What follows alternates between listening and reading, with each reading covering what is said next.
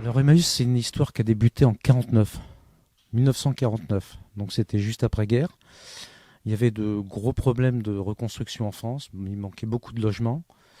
Et en fait, il y a l'abbé Pierre, qui était un ancien député, avait récupéré des gars qui étaient à la rue, des anciens prisonniers, des gens qui n'y avaient plus rien. Il les logeait dans sa maison. Après, quand il a pu toucher son traitement de député, et ben, il a commencé à faire la manche pour nourrir les gars qu'il avait chez lui. Et justement, l'histoire d'Emmaüs est née comme ça, c'est que les gars qui étaient chez lui, ils lui ont dit stop, monsieur l'abbé. Ils l'ont vu en train de faire la manche dans le métro. Ils lui ont dit non, l'abbé, vous arrêtez de faire la manche. On va faire de la récup et c'est comme ça que nous, on va se nourrir. Et c'est comme ça que les premiers chiffonniers, ça a commencé en fait. Ils ont commencé à récupérer les chiffons, tous les métaux, les choses comme ça. Et le papier aussi. Et c'est comme ça qu'Emmaüs est né en fait. Alors nous, ici, en ce moment, on a 11 nationalités différentes. Donc y compris des gens qui sont un petit peu francophones, pas francophones ou pas du tout, et qui parlaient. Alors souvent, on a des problèmes par exemple avec les gens qui viennent des pays de l'Est. Leur alphabet c'est pas du tout le même, c'est l'alphabet cyrillique. Donc il y a tout à réapprendre en fait. Donc il faut réapprendre l'alphabet ici. Donc c'est l'alphabétisation. Et après il y a différents types de niveaux justement pour les cours de français pour qu'ils puissent justement s'intégrer dans la population française. Donc on leur donne des cours de différents niveaux justement pour qu'ils puissent apprendre.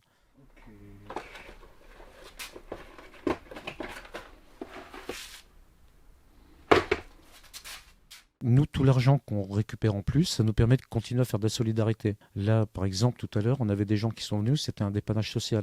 Ils ont besoin de mobilier parce que soit ils ont une maison à brûler, soit ils ont tout perdu, soit ils ont été expulsés, ils ont retrouvé un autre logement.